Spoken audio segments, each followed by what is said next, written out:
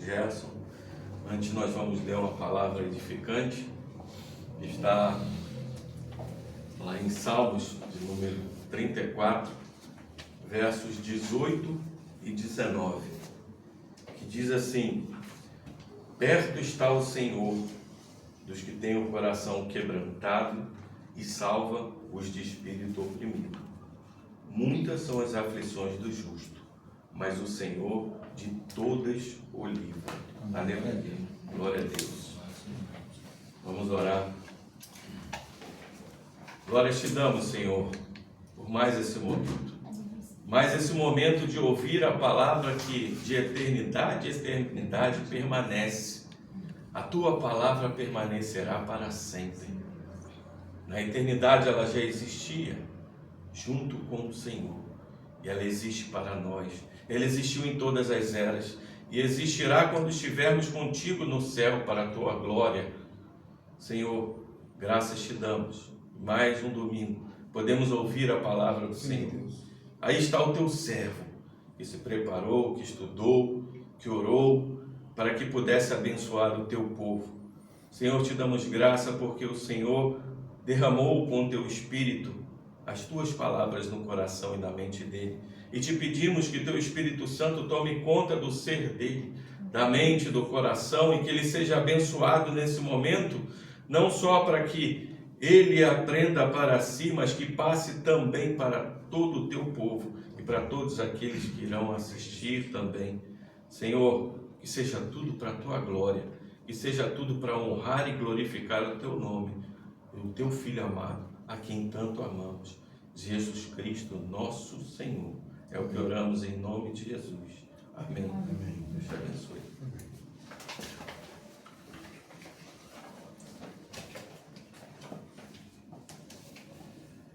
Bom dia a todos, Deus abençoe.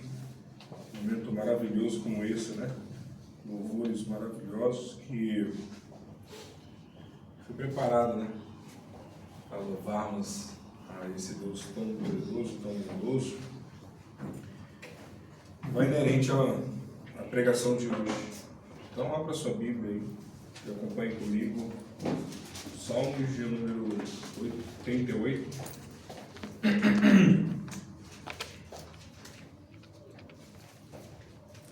Do verso 1 a 18.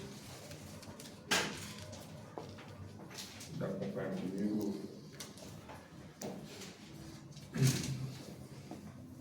Bom, diz assim: cântico, que é uma lamentação de um atribulado. Salmo dos filhos de Corá, ao mestre de canto, para ser cantado com cítara. Salmo didático de Emã, israelita. Diz assim: o Senhor, ó Senhor, Deus da minha salvação, dia e noite clamo diante de ti. Chega a tua presença, minha oração, inclina os ouvidos ao meu clamor, pois minha alma está farta de males e minha vida já-se à beira da morte. Sou contado com os que baixam a cova, sou como um homem sem força. Atira entre os mortos, como os feridos de morte que jazem na sepultura, dos quais já não te lembras, são desamparados de tuas mãos. Puseste-me na mais profunda cova, nos lugares tenebrosos, nos abismos. Sobre mim pesa a tua ira, tu me abates com todas as tuas ondas. Aparta de mim os meus conhecidos e me fizeste... Apartaste de mim, os meus conhecidos e me fizeste objeto de abominação para com eles. Estou preso e não vejo como sair. Os meus olhos desfalecem de aflição. Dia após dia, venho clamando a ti, Senhor, e te levanto as minhas mãos.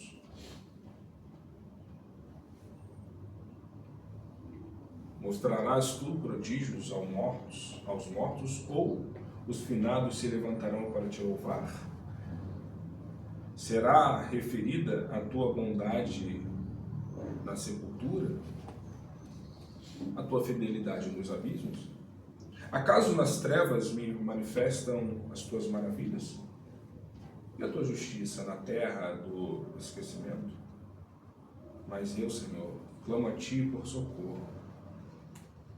E antemanhã já se antecipa diante de ti a minha oração.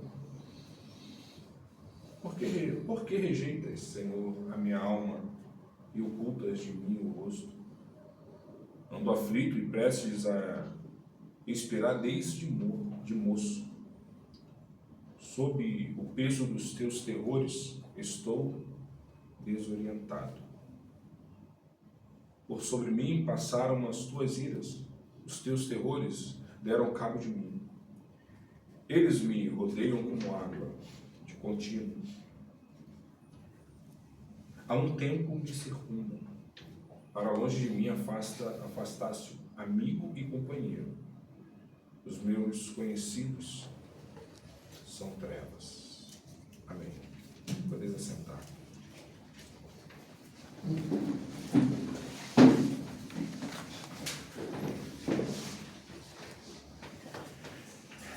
Quem nunca passou por alguns momentos delicados em sua vida?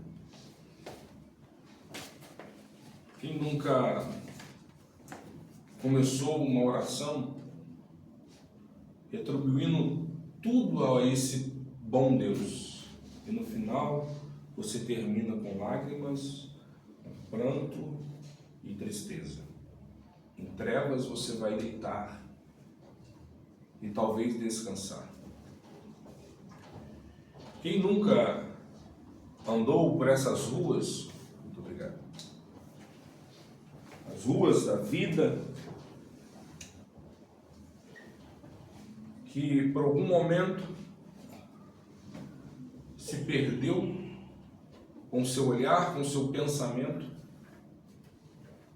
e quando você olha para trás você só vê trevas, só vê montanhas, ou talvez você está quase se afogando dentro de um mar.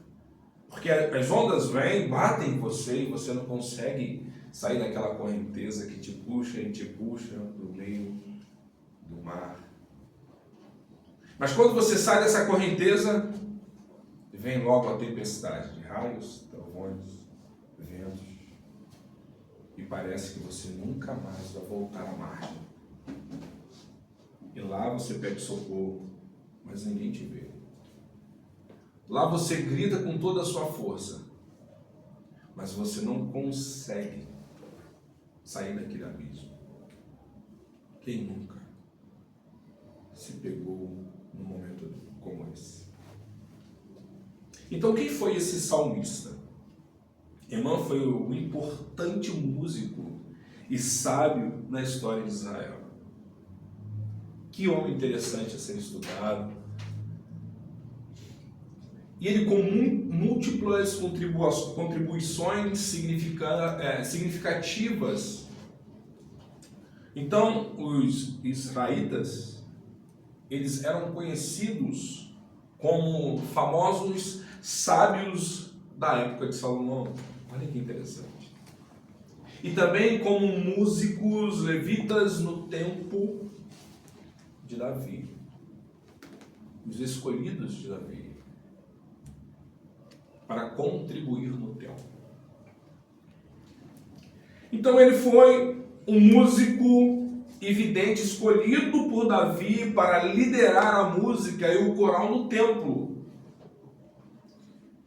E também um sábio comparado a Salomão, cuja sabedoria Salomão o superou. Curiosamente aqui, meus irmãos, o sofrimento de Emã tem semelhança notável com a de Jesus na cruz. É um paralelo que nos lembra que somos discípulos do crucificado. e precisamos aprender a passar pelo sofrimento. E de fato precisamos. Existem por aí alguns membros mimados que acham que não vai passar por isso. Ou então, quando se pega, né, na tempestade, quer levar Deus no canto da parede, como se alguém pudesse matar uma barata, ou então levar, sabe, aquela barata no canto da parede e pisar. Então as pessoas acham que passar por sofrimento é coisa de quando eles estavam indo para o abismo no passado, quando eles estavam no mundo. Pelo contrário, a Bíblia não relata sobre essa questão. E diga de passagem, estávamos no mundo, mas também não quer dizer que estar na presença do Senhor serão mil maravilhas. Pelo contrário, teremos aflições e de fato somos atribulados. A experiência então de Emã também revela dimensões profundas da adoração que transcendem o aspecto musical. Então sua vida reflete que ser crente não significa viver sempre feliz ou livre de problemas. Então o Salmo 88, especificamente identificado como um cântico, é um salmo de lamento individual, desesperador. Então ele não inclui o senso costumeiro da confiança ou esperança que geralmente encerram alguns salmos. Então, o salmista primeiro descreve seu desespero incessante enquanto suplica a Yahvé, enquanto suplica ao seu Senhor, ao seu Deus. Ele se vê como praticamente morto e vê sua situação agonizante como resultado do julgamento de Deus. Então, Emã está tão aflito que seus amigos o evitam. E ele não tem como escapar daquele momento, daquela situação, ele não tem saída. Ele então descreve seus apelos e faz uma série de perguntas retóricas que funcionam como pedido para que o Senhor o resgatasse. Então o salmista se refere aos seus contínuos pedidos de ajuda e expressa a sua angústia perante o Senhor Deus de Israel, ao descrever a proximidade de sua dor. Então ele considera a sua aflição como esmagadora e conclui dizendo que está completamente sozinho, exceto por seus sofrimentos. Então, esse salmo talvez seja o mais triste de todos. Eu acredito que seja o mais triste de todos. Então cada versículo faz referência a uma forma de dor ou de angústia. Você vê túmulo, você vê cova, você vê morto, você vê cadáver, você vê profundezas, abismos, trevas. Esse salmo está cercado de tristeza profunda. Não sei se vocês já tiveram sonhos assim, sabe quando você está sonhando uma tribulação que você não consegue nem correr? E você tenta chamar pelo nome do Senhor e parece que a voz não vem. é uma angústia, naquele pesadelo, naquele sonho, aquela coisa. E parece que é possível passar por provações assim. Que é possível estar dentro de um abismo. E às vezes você não consegue nem sair daquele pensamento. E aí você clama por socorro. Então, a abertura do Salmo mostra que, mesmo em meio ao seu desespero, o salmista dirige a sua palavra para o seu Salvador. Ele começa assim. Então, os seus problemas pessoais do salmista se tornaram ainda mais agudos por causa de sua confiança no amor pactual do Senhor. Esse era o pacto do Senhor Deus Todo-Poderoso para com os seus. Em meio à tristeza e angústia, ele clamou ao seu Senhor pactual, ao seu Deus, a quem ele confia. Então ele reconhece então que a sua salvação vem tão somente do Senhor Deus de Israel. Meus irmãos, Henry Francis foi um teólogo, um poeta que gostava de compor hinos. Um pastor anglicano escocês, e apesar de lidar com uma saúde frágil por conta da tuberculose na época, ele deixou um trecho impressionante que remete muito ao Salmo 88. Ele escreveu assim: olha, fala comigo. Pense você agora, quando você estava lá naquele teu quarto, sozinho, talvez dentro do teu carro, sabe aquela tribulação, mas parece que tudo parou e você só escuta a sua voz. Me parece que ele estava num momento desse e ele fala assim: fala comigo.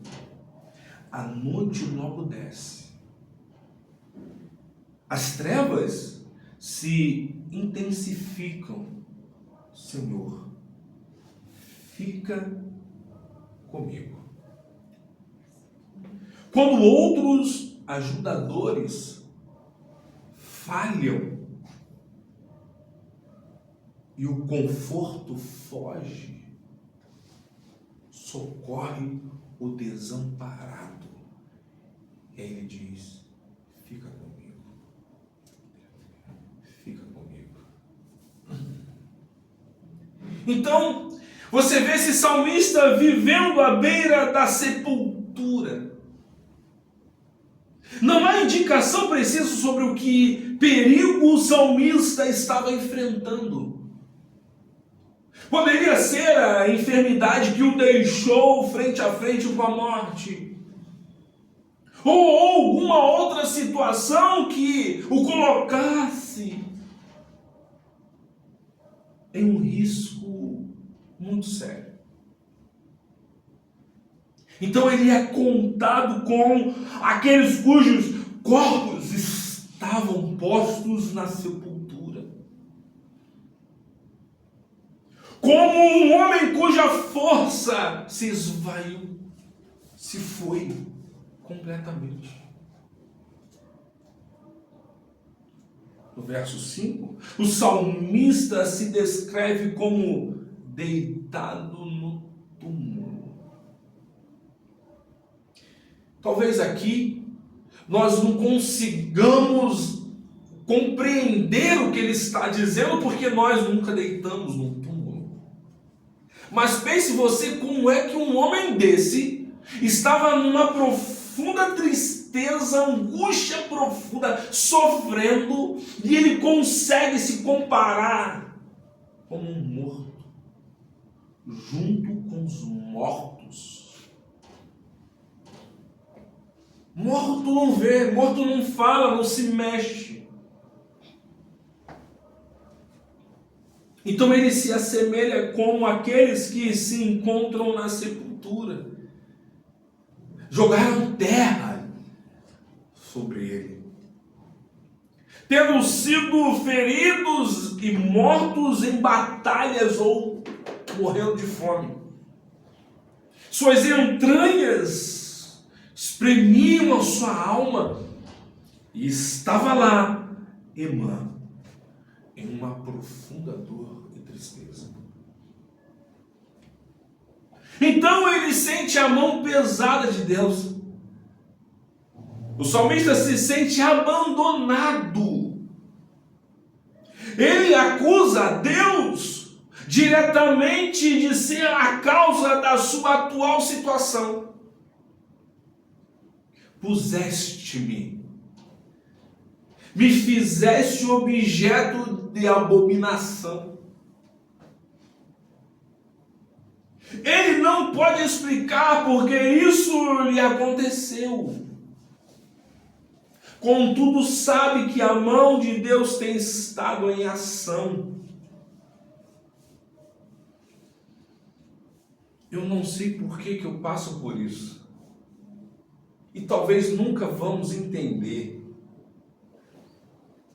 Mas sabemos que a ação, a mão de Deus está em ação para a glória do próprio Deus. E sabemos disso. Então a angústia de Emã, sua angústia é ainda mais intensa por causa da sua tristeza que foi provocada pelo Salvador, a quem ele ora e faz apelo.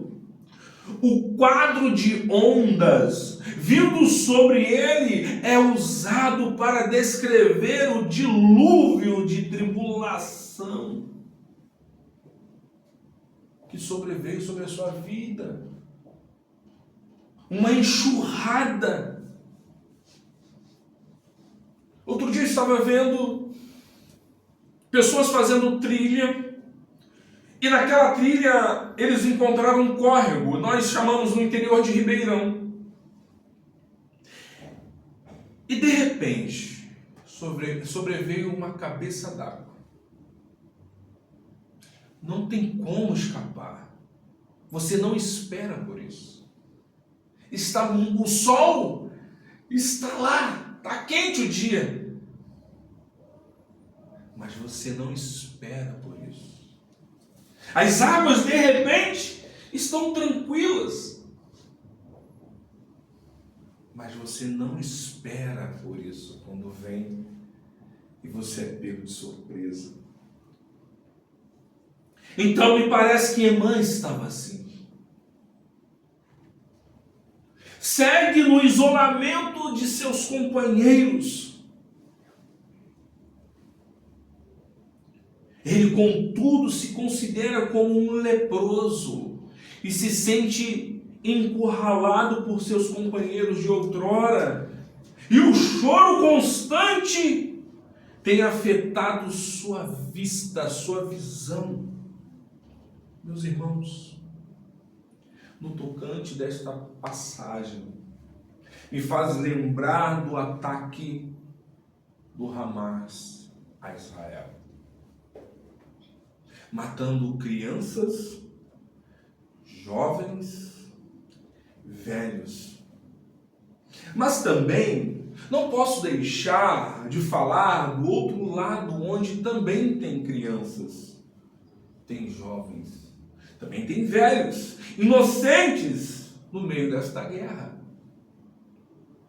De um lado, o povo de Israel, o povo em luto pelos seus, mortos brutalmente pelo seu inimigo. Mas também temos os inocentes do outro lado da faixa de Gaza, onde temos um povo também em luto pelos seus. É importante ressaltar que existem cristãos tanto em Israel como em Gaza, na Palestina, ou em qualquer outro lugar do mundo, como na Nigéria, onde mataram aproximadamente 7.087 cristãos esse ano. Inclusive foi notícia Ou melhor, foi noticiado pela Band Jornalismo, onde eles estavam cultuando no domingo. E lá vieram homens de motos e começaram a matar crianças queimadas vivas,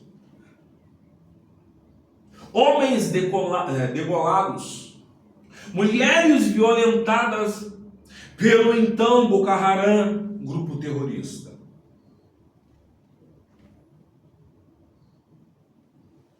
Então fica a pergunta: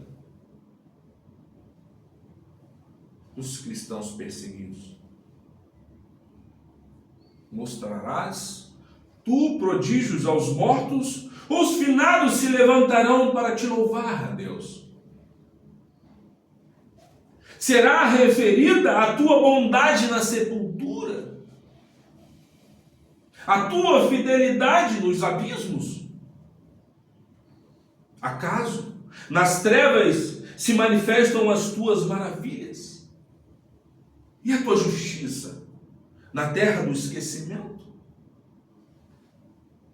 Quando olhamos para essa triste realidade, também podemos contemplar os servos fiéis em Cristo Jesus, que por amor do seu nome são entregues à morte continuamente como ovelha para o matadouro. Eu me paro para pensar assim, me pego pensando numa mãe que viu seu filho queimado vivo, ou seu esposo degolado, ou o esposo vê a esposa violentada e o seu filho queimado. Aonde está esse Deus? Essa é a pergunta de que muitas pessoas fazem. E muitas pessoas hoje estão no leito de dor, talvez com câncer terminal, e só sabem falar o porquê que eu estou aqui, Deus, e briga com Deus. E se Deus tiver que colocar o Gerson num leito de dor para ganhar uma alma naquele hospital, Ele vai fazer.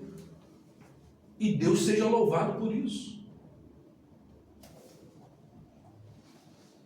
Então a aflição do justo, na sua profunda tristeza,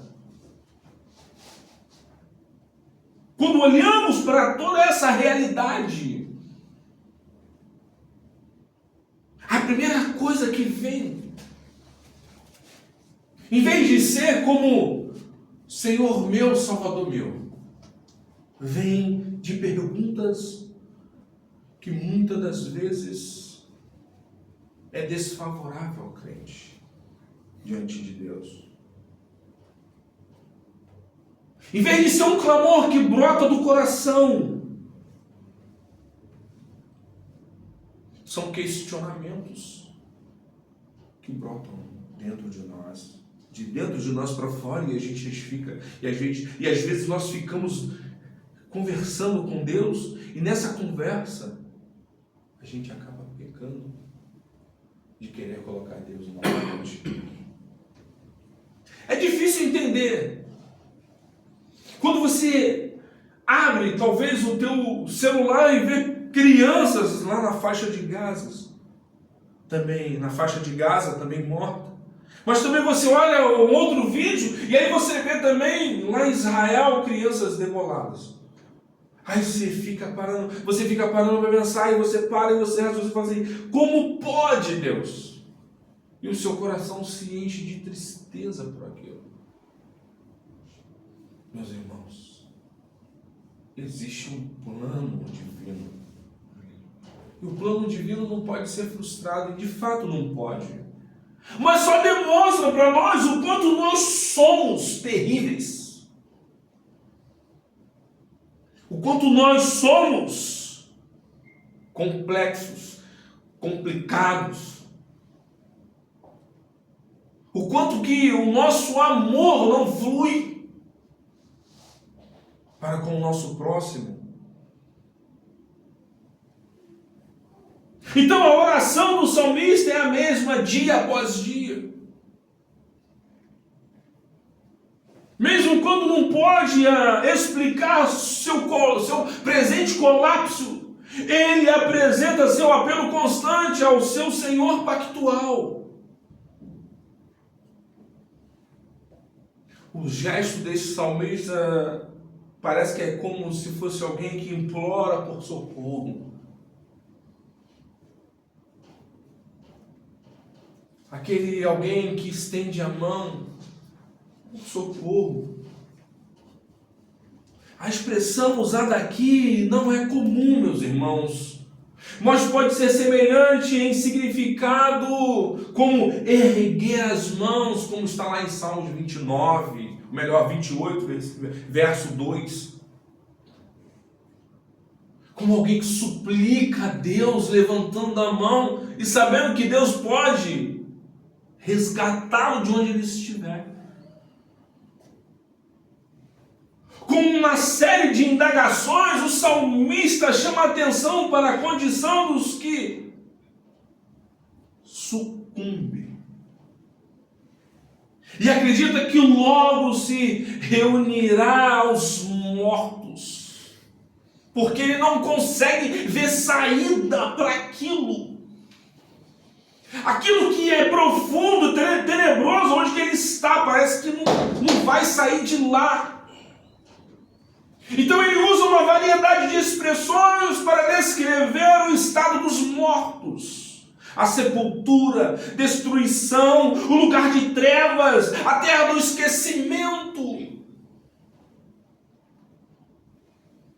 Parecia que o salmista estava preso numa cela de onde não havia como escapar. Seus olhos antes eram alegres e cheios de esperança, expressão de alegria, mas perderam o brilho. Então a oração do salmista parecia inútil, pois dia após dia clamava ao Senhor com as mãos levantadas em súplica sincera, porém nada acontecia. E você já está cansado de orar, porque nada acontece, porque parece que nem um milímetro se move. Por meio de uma sequência de questionamentos, o salmista desafia Deus a pensar que vantagens havia em sua morte, então. Essas perguntas, pelo que parece, revelam conhecimento limitado dos santos no período do Antigo Testamento, com respeito à morte e à vida no além. Meus irmãos, hoje podemos nos encher de gratidão pela certeza apresentada no Novo Testamento de que a morte nos levará para junto de Cristo Jesus. Segundo a Filipenses que vai dizer isso. Filipenses capítulo 1, versículo 23.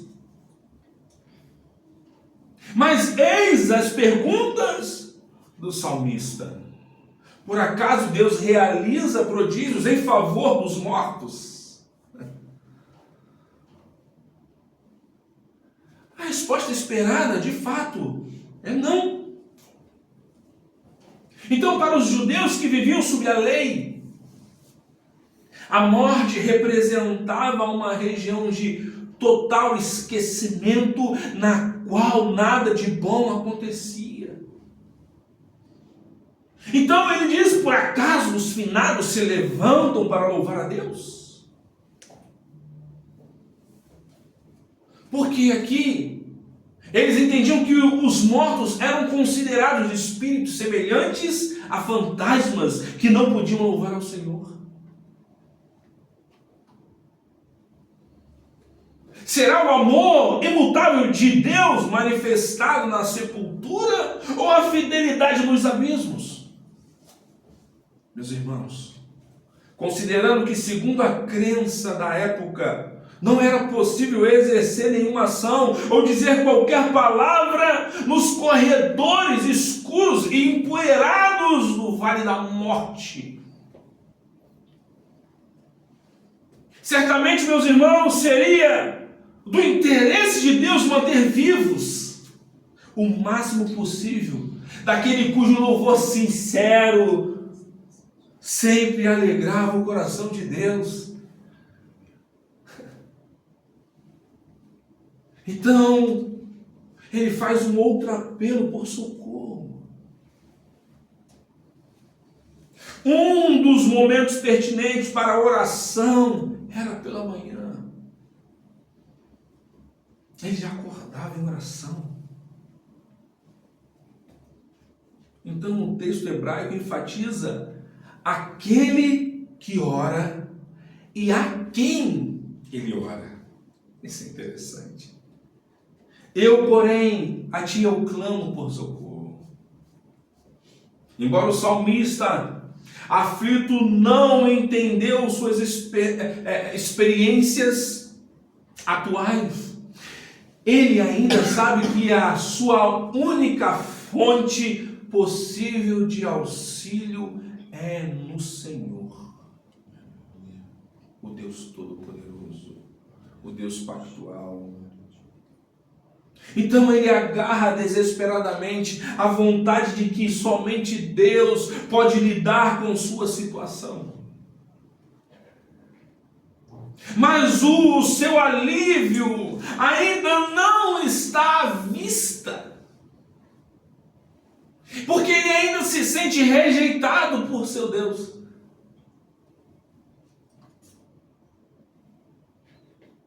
E ele tem uma vida longa em escuridão. A experiência do salmista não são novas. Olha que interessante. Ele confessa que tem vivido com as sombras da morte, ameaçando-o diretamente desde os dias da sua juventude. Ele tem vivido uma vida difícil, seja por enfermidade ou alguma outra razão. Sua condição podia levar ao ponto de perder toda a esperança. Os versos 16 e 18 não introduzem nenhuma ideia nova aqui, mas reitera o que já foi anunciado. Se olharmos para o verso 6 e 9, é só olhar para lá. Não há nada de novo.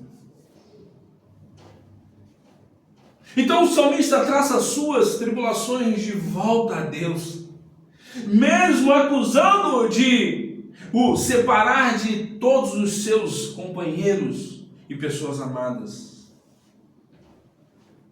Então o único amigo que ele tinha então, e o que restava eram as trevas. Contudo, devemos equilibrar esta conclusão com a abertura, com a porta que o salmista abriu do salmo.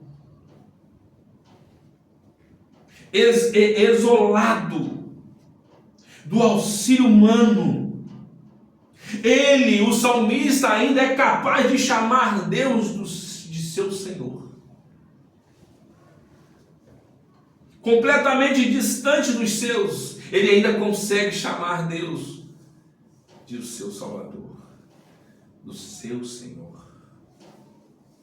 E aqui onde sua verdadeira esperança realmente repousa, é no início e não no fim. É interessante.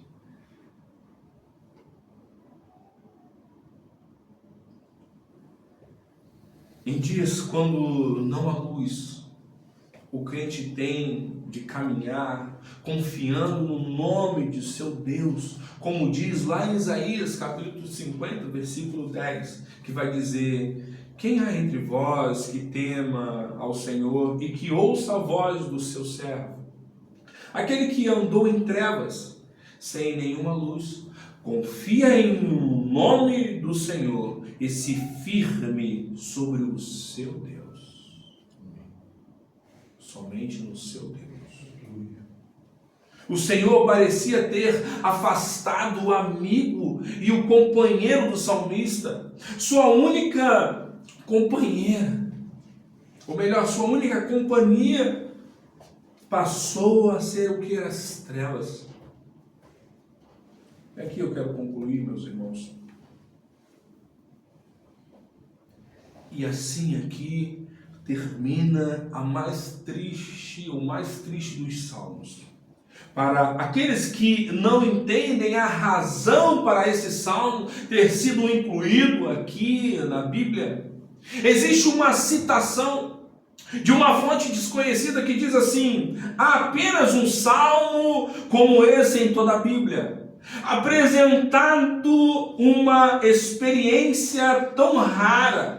Porém, trata-se de um único salmo que assegura ao aflito mais desesperado que Deus não o abandonará.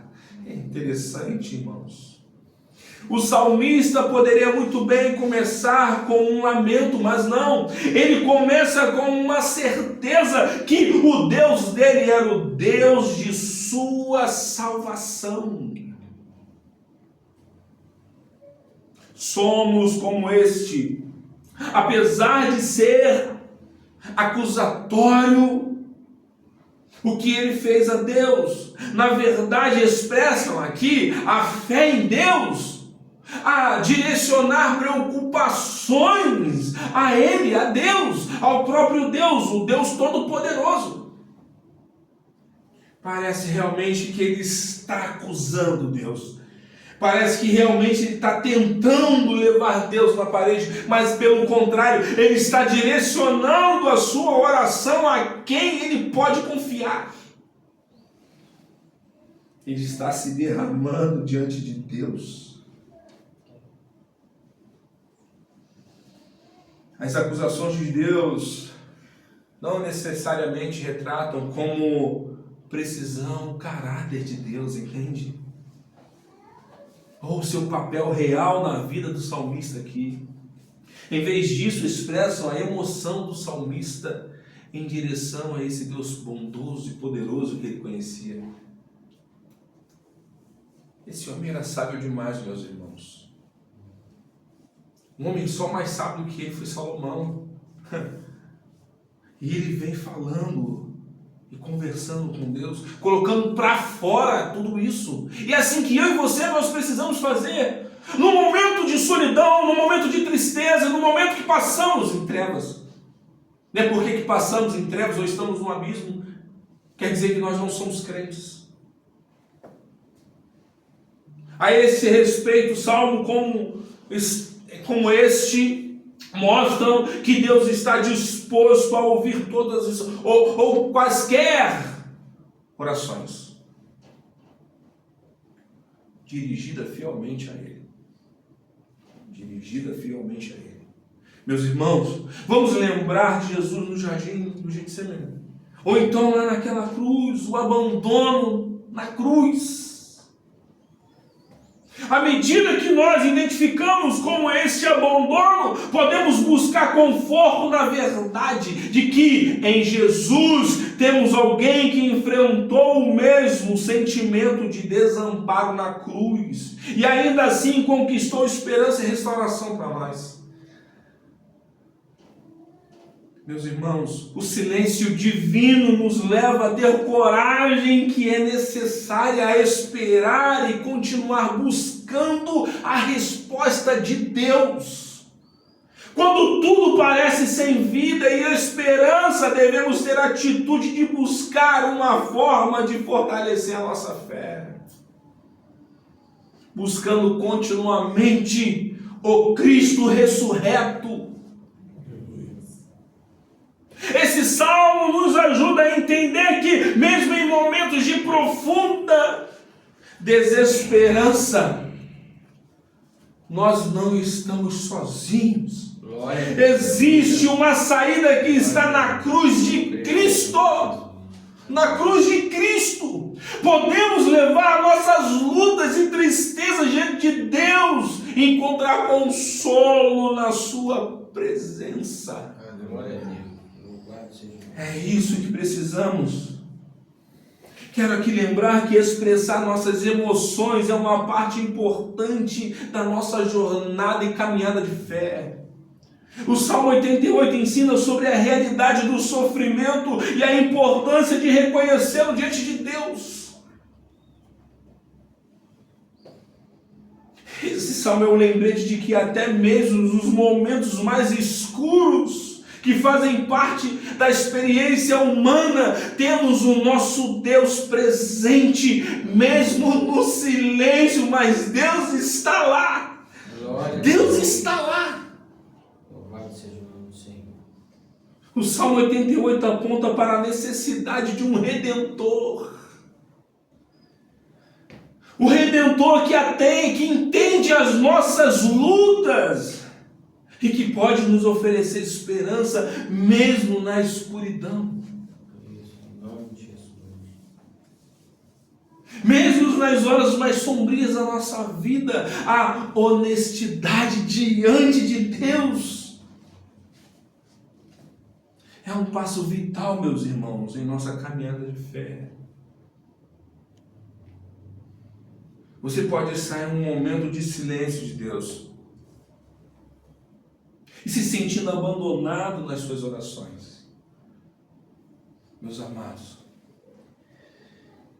esse pode ser um tempo de teste que eu e você estamos passando, mas também pode ser um momento de crescimento diante de Deus.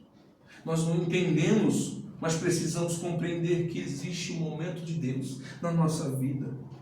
Então, que possamos refletir sobre os salmos. Permita que esse silêncio te leve a uma oração mais profunda em confissão. Busque entender o que Deus está te ensinando em sua infinita misericórdia. E por que é isso, meus irmãos?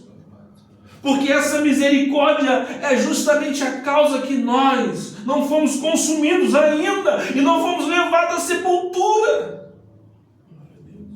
Só estamos vivos porque Ele quer.